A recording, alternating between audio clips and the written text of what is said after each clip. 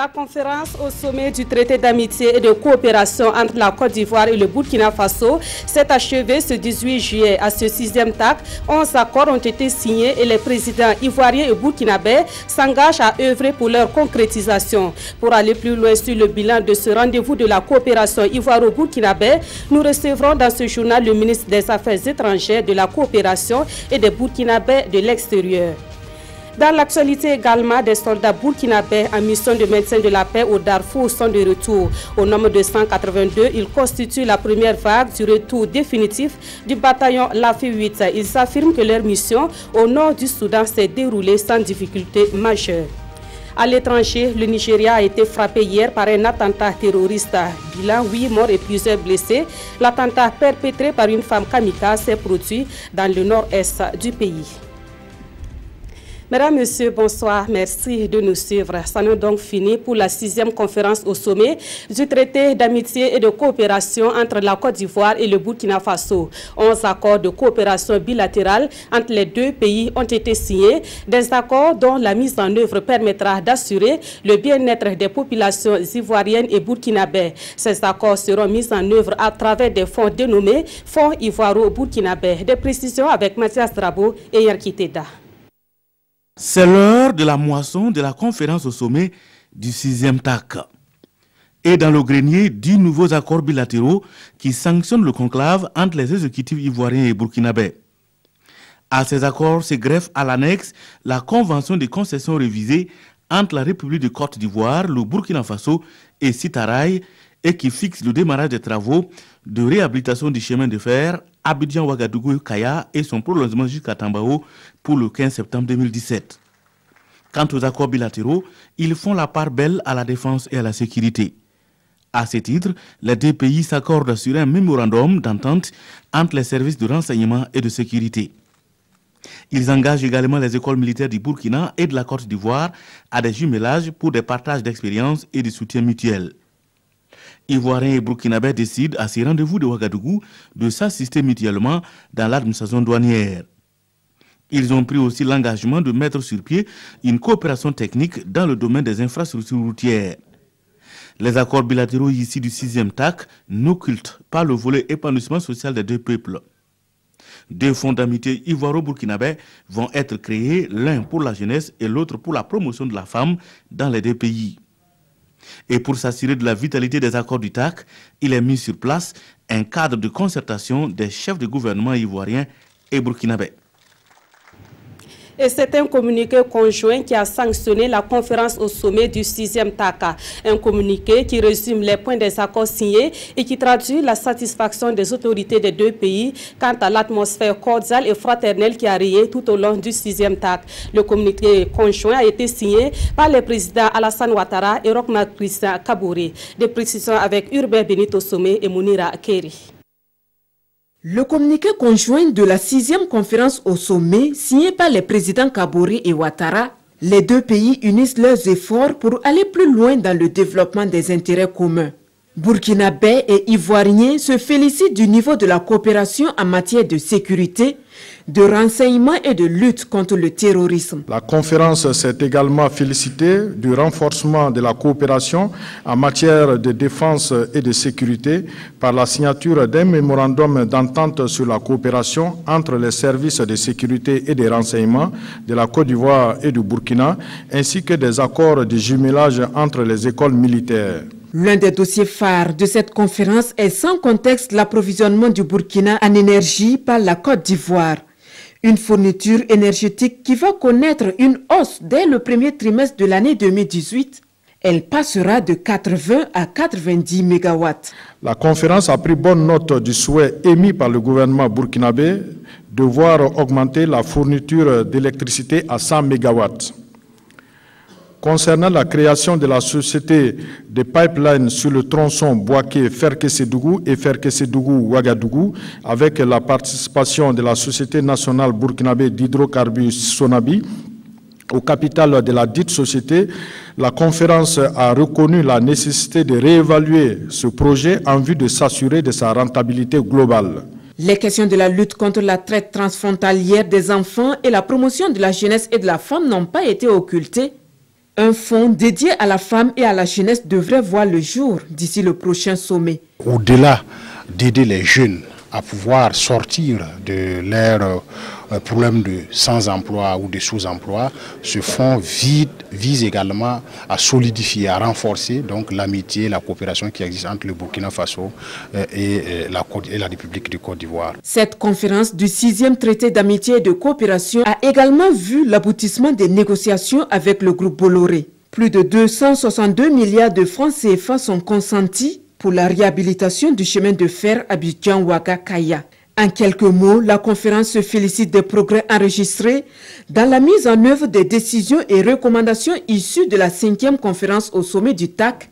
Elle note également avec satisfaction la consolidation des liens d'amitié et de coopération qui unissent le Burkina et la Côte d'Ivoire. Et au terme des travaux de la conférence au sommet du TAC, les présidents ivoiriens et burkinabés se sont prononcés sur les conclusions issues du Conseil des ministres conjoints des gouvernements ivoiriens et burkinabés. Alassane Ouattara et Roch-Marc Christian Kaboré ont salué la pertinence des dites conclusions. Ils se sont engagés à œuvrer pour le début effectif des projets qui ont été identifiés. Plus de précisions avec Mathias Drabo et Yarkiteda.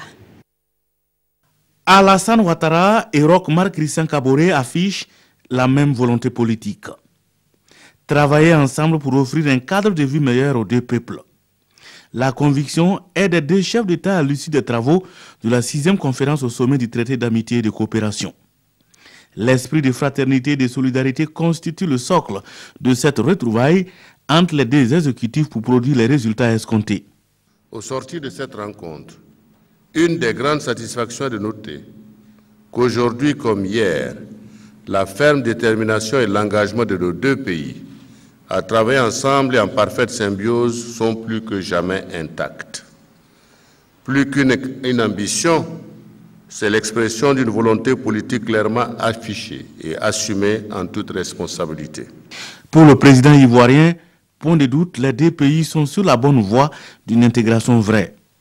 Les résultats auxquels nous sommes parvenus démontrent clairement la volonté de nos deux pays et de nos deux gouvernements à œuvrer de concert afin de parvenir à une coopération dynamique et mutuellement bénéfique. Notre détermination commune à renforcer davantage l'axe de coopération Yamoussoukro-Ouagadougou est réaffirmée à travers les résultats de cette 6e conférence. Et déjà, à ce 6e rendez-vous, de nouveaux domaines sont explorés. Nous allons engager les deux gouvernements à approfondir la réflexion sur la nécessité de densifier la coopération aussi bien au plan commercial, au plan des échanges entre nos deux pays, pour renforcer non seulement la fluidité des hommes et des personnes et des biens entre nos pays, mais également pour consolider nos économies également dans ces différents domaines. C'est un élément important. Pour nos deux pays, on échangeait pour dire ce que nous pouvons exporter l'un vers l'autre et ensemble pour que nous soyons plus forts au niveau du commerce régional et du commerce mondial. Je voudrais vous dire également que sur ces questions, je suis totalement engagé avec vous. Le 6e traité d'amitié et de coopération s'achève sur une note de satisfaction. Un rendez-vous a été pris pour G 2018 à Yamoussoukro.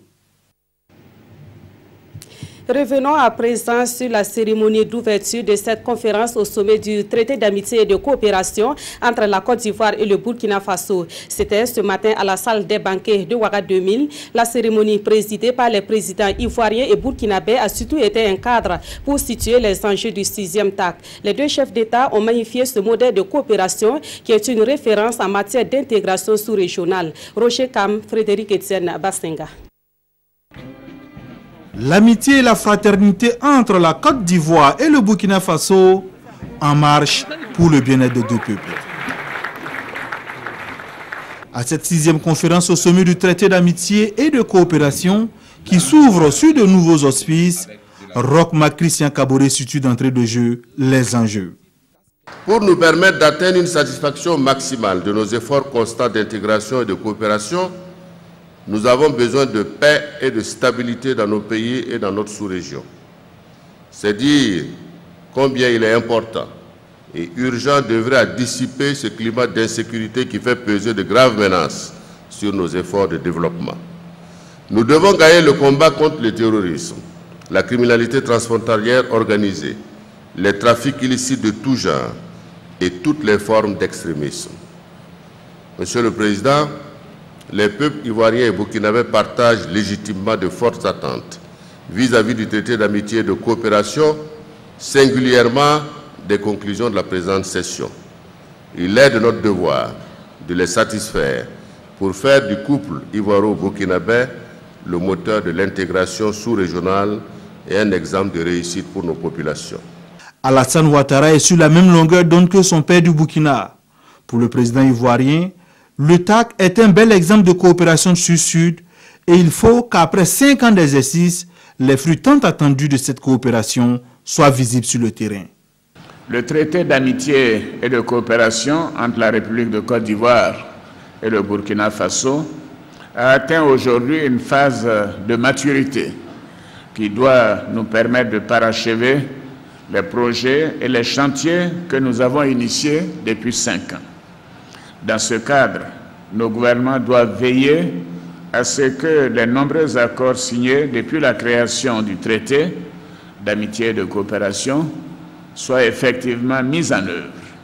Nos populations qui suivent avec intérêt nos rencontres fondent beaucoup d'espoir dans cet instrument unique de coopération bilatérale. C'est pourquoi je saisis cette occasion pour demander à nos chefs de gouvernement et à nos ministres de faire preuve de plus d'audace, d'engagement, de détermination et de célérité dans la mise en œuvre de nos décisions. Cette ouverture officielle fait place aux concertations entre les deux présidents et leur premier ministre, ainsi que leur ministre des Affaires étrangères. Ces concertations seront suivies du Conseil conjoint de gouvernement que vont présider les deux chefs d'État. Et pour être plus complet sur la tenue du 6e TAC, nous recevons le ministre des Affaires étrangères, de la coopération et des Burkinabés de l'extérieur. Bonsoir, Monsieur Alpha Bari. Bonsoir, Madame. Alors, on a vu dans les reportages plusieurs domaines de coopération ont été abordés à ce 6e TAC, mais si on devrait retenir les grandes avancées de ce TAC-là, quelles sont ces avancées? Madame, je voudrais tout d'abord m'excuser auprès de vous et auprès de vos téléspectateurs parce que j'étais invité dimanche dernier, mais je n'ai pas pu répondre à l'invitation du fait qu'on était en séance de travail pour la préparation de ce TAC au niveau gouvernemental et on n'a pas pu finir avant donc, le journal, votre journal télévisé. Alors, vous me demandez les grandes lignes. Les grandes lignes, c'est le fait qu'on a signé 11 accords, dont un qui porte sur l'électricité, le fait qu'on va porter la fourniture d'électricité de la Côte d'Ivoire vers le Burkina de 80 à 90 MW, mais en réalité, on avait un contrat qui porte sur 50 MW. Et jusque-là, c'était des négociations, mais là, cette fois-ci, on signe 90 MW et on a même exprimé d'aller au-delà. Et les autorités ivoiriennes ont promis de pouvoir le faire dès que c'est possible. Il y a aussi le fait qu'on a créé deux fonds pour la femme d'une part, pour les jeunes d'autre part. Il y a le fait aussi que nous avons signé un accord avec Sitaray. Et il faut savoir qu'à Yamoussoukro, on avait déjà signé avec Sitaray et l'accord de Yamoussoukro disait que Sitaray devait investir 130 millions d'euros, c'est-à-dire 85 milliards de francs CFA, pour la réhabilitation du chemin de fer en 2 ans. Mais il y a eu quelques complications par la suite, les travaux n'ont pas commencé et on s'est mis dans une autre phase de renégociation de la convention qu'on avait signée avec Sitaray. Et Sitaray demandait des délais plus longs. Finalement, on a pu convenir sur des délais de 4 ans pour l'investissement de 85 milliards et le reste de 262 milliards vont être investis les années suivantes. Donc, sur un ensemble de 6 ans, tout devrait être bouclé. Alors, vous savez également qu'il y a eu des décisions concernant, par exemple, la matérialisation des frontières. Ce n'est pas parce qu'il y a des problèmes entre nous, hein, c'est parce que tout simplement, il faut matérialiser les frontières, ça évite toujours des problèmes. Il faut profiter, quand on est en temps de paix, pour le faire. Il y a eu un accord en matière de sécurité et c'est assez important dans le contexte que nous vivons en ce moment, le contexte d'insécurité en termes de terrorisme.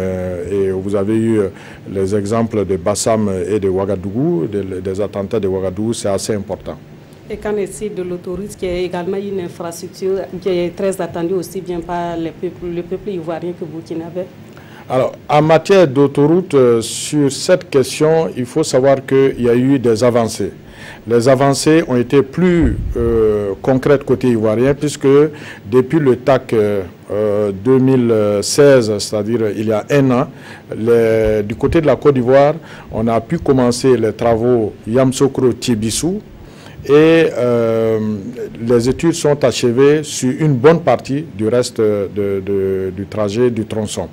Côté burkinabé, on était dans une phase d'appel d'offres avec une préqualification qui avait été faite déjà avec des entreprises.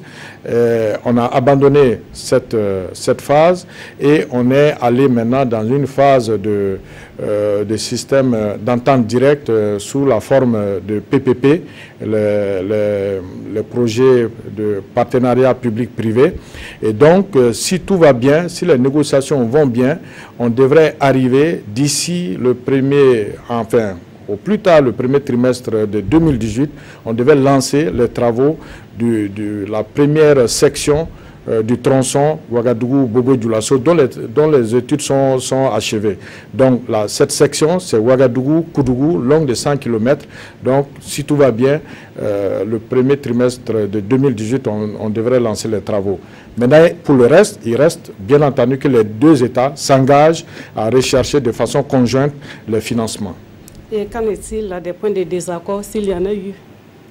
Oh non, il n'y a pas eu vraiment de points de désaccord. Et vous savez, on a un projet de pipeline entre Bouaké, Ferkessédougou, Ouagadougou, pipeline, c'est-à-dire une sorte de tuyau pour parler, pour ceux qui ne savent pas ce que c'est, qui nous écoutent, des tuyaux qui permettraient de transporter les produits pétroliers à travers donc ces conduites.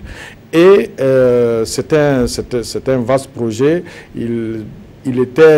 On voulait savoir si le Burkina peut participer, peut être dans le capital de la société qu'on veut mettre en place côté ivoirien pour la fourniture du Burkina en hydrocarbures. Oui, le Burkina s'est engagé à le faire, mais on a pensé que c'était important qu'il y ait des études complémentaires.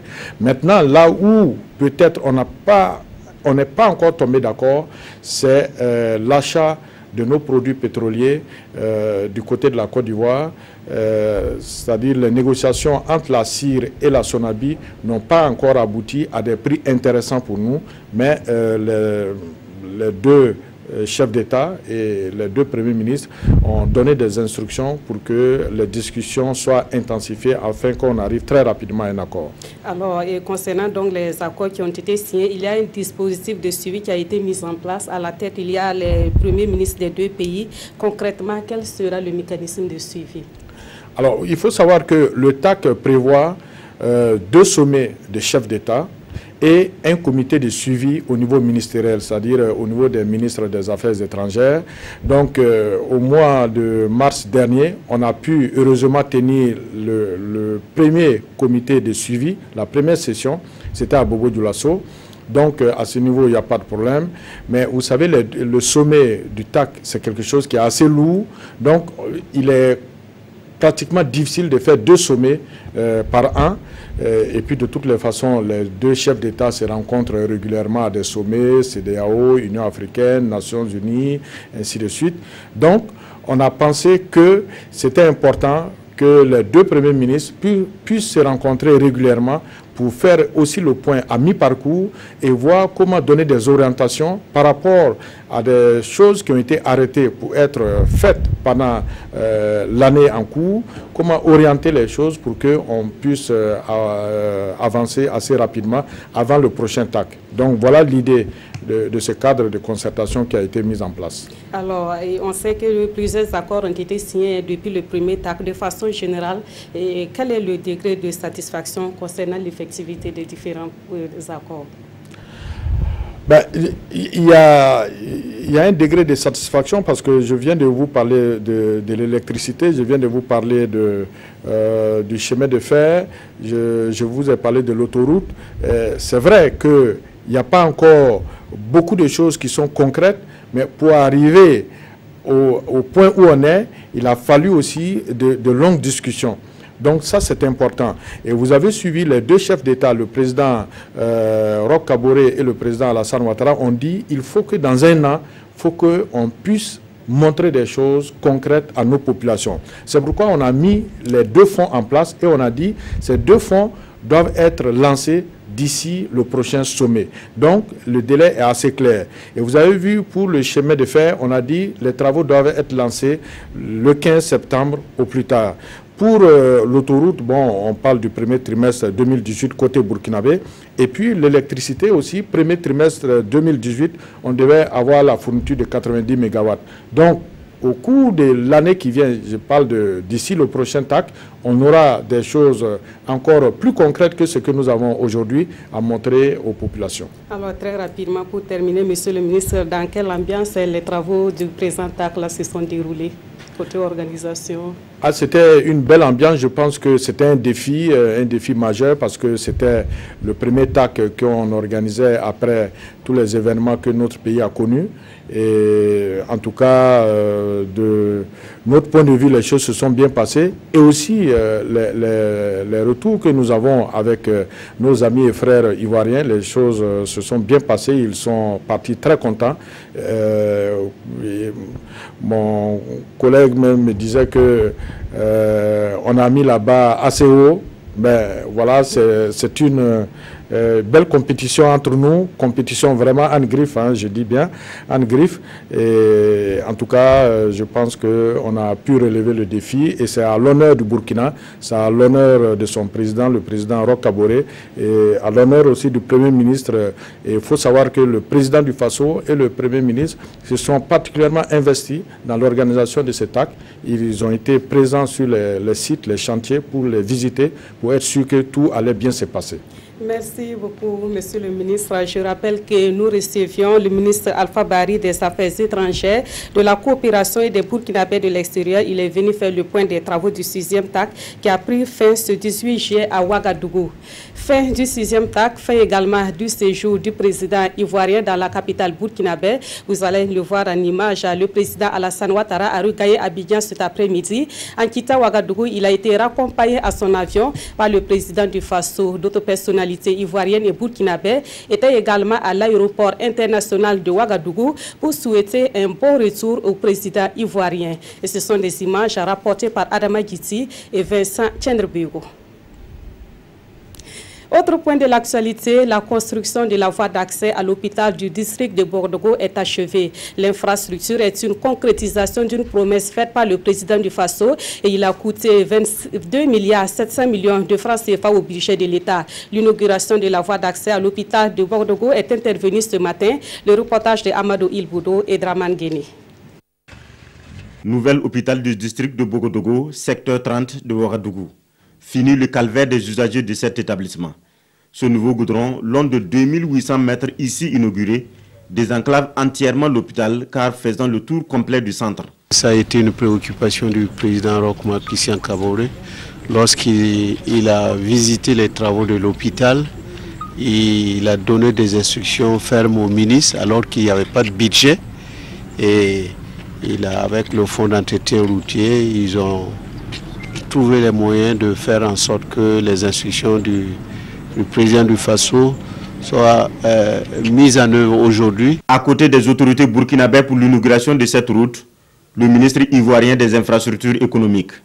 Une occasion pour parler d'un projet du TAC, le partage d'expérience dans le cadre de réalisation d'infrastructures. Dans le cas du TAC, il est prévu un accord de coopération technique au niveau des infrastructures routières entre la Côte d'Ivoire et le Burkina. Et donc nous sommes venus ce matin avec notre collègue pour inaugurer cette route. Et nous sommes très fiers que cette coopération puisse se faire entre la Côte d'Ivoire et ce pays frère. C'est une route qui entoure un peu l'hôpital de district du secteur 30, mais qui dessert également les quartiers avoisinants et qui va vers Karpala. Nous pensons que c'est un début dans cette zone et que très bientôt d'autres projets vont permettre de prolonger les voies en direction des autres quartiers qui sont autour. C'est une route entièrement financée par le budget de l'État à travers le fonds d'entretien routier. Elle est réalisée à un coût de 2,7 milliards de francs CFA. Elle est garnie d'infrastructures d'assainissement et d'éclairage public. C'est parti pour le retour définitif du bataillon LAFI 8 envoyé en juin 2016 au Darfour pour une mission de maintien de la paix des Nations Unies. Plus de 180 soldats qui composent la première vague de ce bataillon ont foulé le sol burkinabé hier. Pour ce qui concerne leur mission au nord du Soudan, les soldats du bataillon LAFI 8 estiment l'avoir bien accompli. Césaire Carrefour et Omar Zombri. La première vague du bataillon LAFI 8 de retour au Bercail. Coiffés de leur béret onusien, ces hommes et femmes du bataillon LAFI 8 retrouvent la mère patrie après plus d'une année passée en mission de maintien de paix au Nord-Soudan.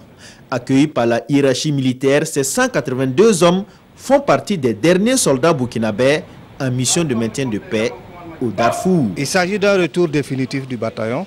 Il n'y a pas donc de relève prévue. Voilà. Bien entendu, nous maintenons la présence de notre unité de police constituée. Il va rester toujours au Darfour. Selon le colonel-major Siré Yaya, le commandement militaire est très satisfait de la mission du bataillon LAFI 8, fort de 800 hommes. Une mission, un engagement des troupes burkinabés dont le départ définitif laissera sans doute un vide dans les cœurs des populations du Darfour. Étant le dernier bataillon burkinabé sur le théâtre des opérations du Darfour, en tout cas le ressenti des populations était de sorte que n'étaient pas contents du retour du contingent burkinabé. En attendant l'arrivée du reste de la troupe, le sergent-chef Nikema Angel et le caporal Sommet Narcisse disent être heureux de revenir sains et saufs au pays. Sauf fausse note, le dernier vol retour est prévu pour ce 22 juillet. Quelles sont les politiques à mettre en œuvre par les différents départements ministériels pour répondre aux besoins de la jeunesse? Les jeunes eux-mêmes sont mieux placés pour répondre à cette interrogation, d'où la tenue d'une rencontre ce matin à Ouagadougou entre jeunes et responsables des départements ministériels. La rencontre s'inscrit dans le cadre du projet de dialogue entre les institutions du Sahel et les jeunes. Issaka Ouedraogo et Omar Zombri. Dialogue entre jeunes et institutions de la République. Issus du monde associatif, ces jeunes, 30 au total, venus de 4 régions du Burkina et de la capitale, participent ici à un atelier d'échange avec les représentants des différents départements ministériels sur les politiques et stratégies du gouvernement liées à la jeunesse. Le pourquoi de ce dialogue, c'est surtout d'abord du point de vue département ministériel de voir les stratégies jeunesse qui existent, parce que nous savons que c'est de façon transversale que chaque ministère s'occupe de la question jeunesse. Quelles sont ces stratégies qui sont là? Quelle est la collaboration, la synergie qui y a entre ces différents départements ministériels? Qu'est-ce que les jeunes en savent de ces différentes stratégies qui existent et quel est leur apport?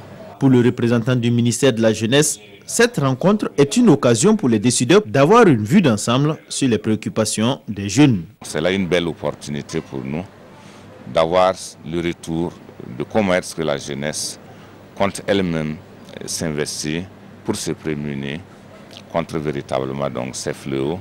Et comment également elle apprécie les actions que nous déroulons sur le terrain, dans le sens effectivement donc d'accompagner les États dans la mise en œuvre des stratégies. Au sortir de cet atelier, les participants devront être à même de définir et de s'accorder sur les stratégies en matière de politique liées à la jeunesse. Le projet pour l'assainissement durable dans les quartiers non lotis et périphériques de la commune de Ouagadougou est arrivé à son terme. Dénommé Périssan, sa mise en œuvre a duré 4 ans et plus de 15 000 latrines ont été réalisées dans le cadre de ce projet. Les acteurs chargés de sa mise en œuvre se sont retrouvés ce matin à Ouagadougou pour une rencontre bilan. Le reportage de Rasmani Zoundi et Zalissa Sanfou. Plus de 15 000 latrines construites dans les quartiers non lotis de Ouagadougou. Le projet dénommé Périssan peut se réjouir d'avoir contribué à l'amélioration de l'accès aux services d'assainissement dans ces zones. Aujourd'hui, après 4 années de mise en œuvre, le projet referme ses portes. Mais la demande, elle, se fait toujours sentir. Aujourd'hui, nous sommes même submergés par des milliers de demandes. On a environ 20 000 demandes qui sont en attente d'être satisfaites.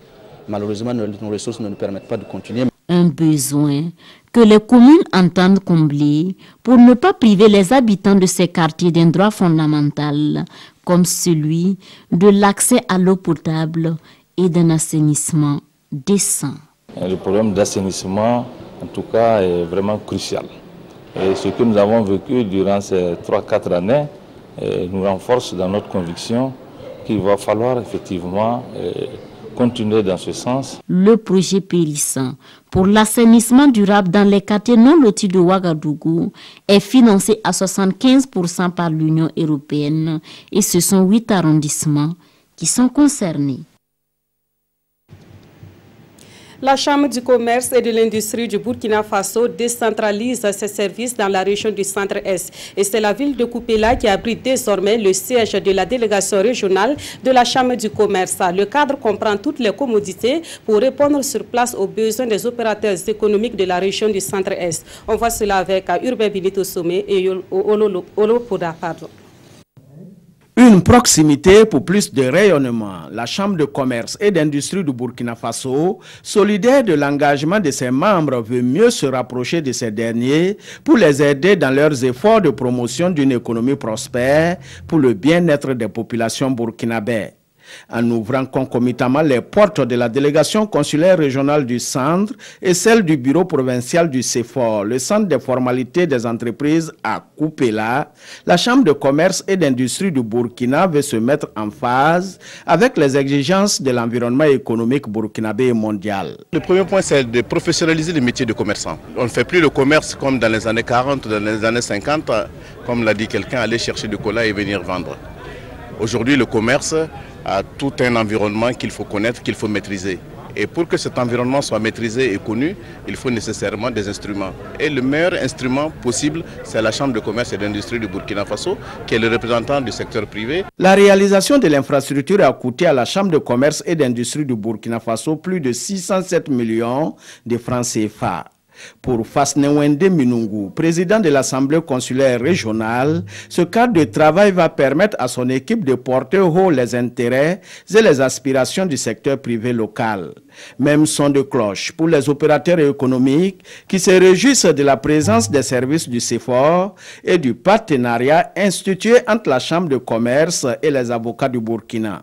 Dont l'axe principal consiste à amener les avocats vers tous les centres de la Chambre de commerce dans le pays, de façon à ce que les commerçants puissent périodiquement avoir accès au conseil d'un avocat pour la gestion de leurs affaires, pour leurs opérations commerciales. L'accompagnement des avocats va nous aider beaucoup. Désormais, tout se fera ici à Koupéla. Plus question de se déplacer et cela nous soulage. À cette cérémonie, la Chambre de commerce et d'industrie du Burkina Faso a reconnu les mérites de Mamounata Velegda pour son dévouement à l'émergence d'un secteur privé local dynamique. La salle de conférence de la délégation consulaire régionale du Centre-Est a été baptisée en son nom. Un hommage pour susciter plus d'action dans la promotion des affaires dans la région du Centre-Est.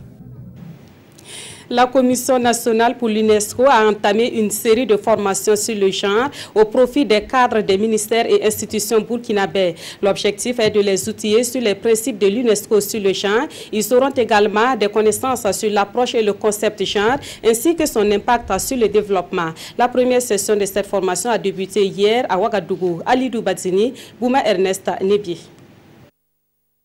Les cadres des ministères et des institutions de Burkina se forment sur les principes et l'approche de l'UNESCO du concept genre. L'initiative est de la Commission nationale pour l'UNESCO pour aider l'État burkinabé à mieux exécuter ses projets et programmes de développement. Cette série de formations a été initiée suite à un constat sur l'insuffisance de la prise en compte des inégalités dans tous les secteurs dès la planification et la budgétisation et le suivi et évaluation.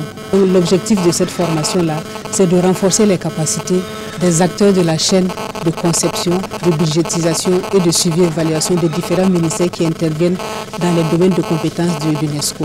La mise en œuvre de la politique nationale genre adoptée en 2009 est confiée au ministère de la Femme, de la Solidarité nationale et de la Famille. Pour les premiers responsables du dit ministère, ces sessions de formation sont un appui considérable.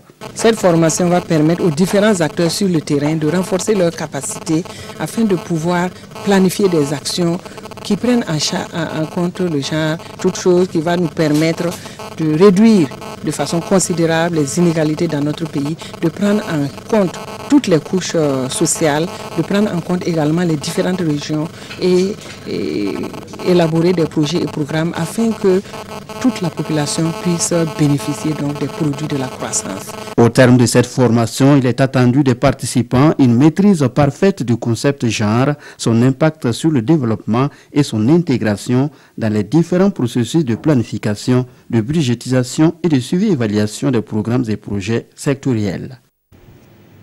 Un mot sur l'actualité hors du Burkina Faso. Au Nigeria, un attentat a fait 8 morts et plusieurs blessés. L'acte terroriste perpétré par une femme kamikaze s'est produit dans le nord-est du pays. Il a été revendiqué par Boko Haram. 8 personnes tuées dans un attentat suicide lundi à Maïdougouri, dans le nord-est du Nigeria, a annoncé un responsable de l'agence locale de gestion des urgences. Une femme kamikaze s'est fait exploser dans une mosquée du quartier London Siki juste après la prière du matin, tuant 8 personnes et blessant 18 autres, a précisé le dit responsable.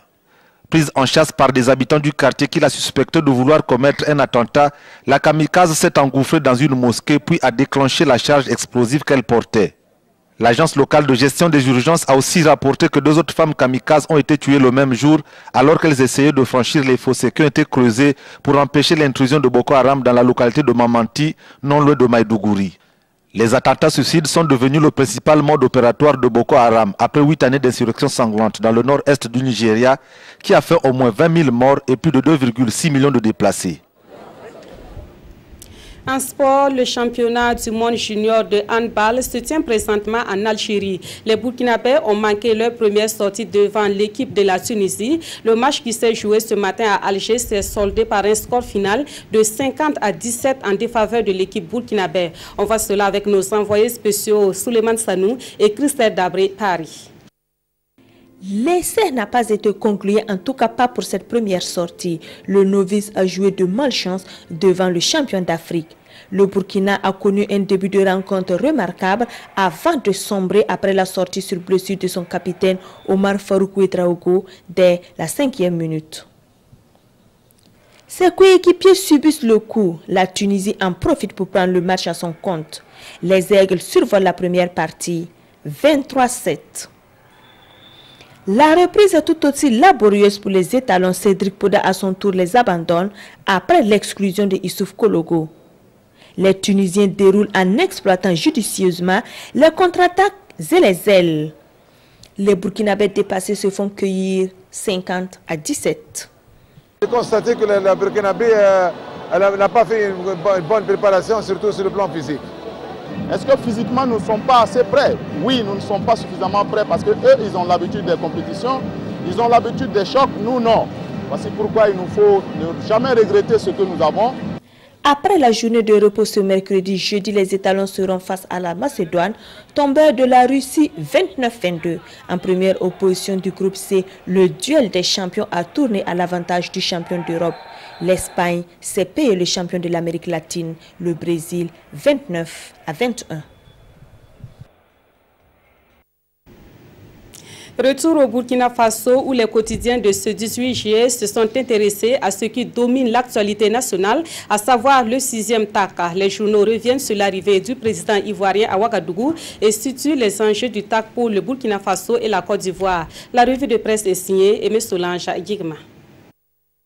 Ado est bien là pour le 6e TAC, titre l'observateur Palga, et il souhaite qu'il y ait une matérialisation des engagements pris, et ce au plus vite, rapporte Sidoya. Car pour lui, le TAC constitue une forme achevée de coopération sud-sud, souligne aujourd'hui au Faso.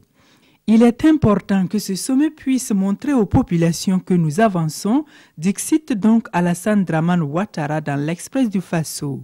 Parlant de progrès à travers ce TAC, l'observateur Palga reste sceptique, car selon lui, c'est près d'une décennie que le traité a été signé avec des projets fédérateurs au menu. Mais les populations ne voient pas grand-chose sortir de ce machin, à tel point que l'Obs se demande finalement si tout ça ce n'est pas du woba-woba. Mais pour le pays, il y a des progrès même s'il cache mal des défis. Au nombre des progrès, note le pays, figure la volonté des deux pays de se donner la main pour lutter contre le terrorisme, la fourniture en électricité à hauteur de 30% des besoins du Burkina, la hauteur avec laquelle les autorités ivoiriennes ont géré l'épineuse question du Mont Peko, et j'en passe.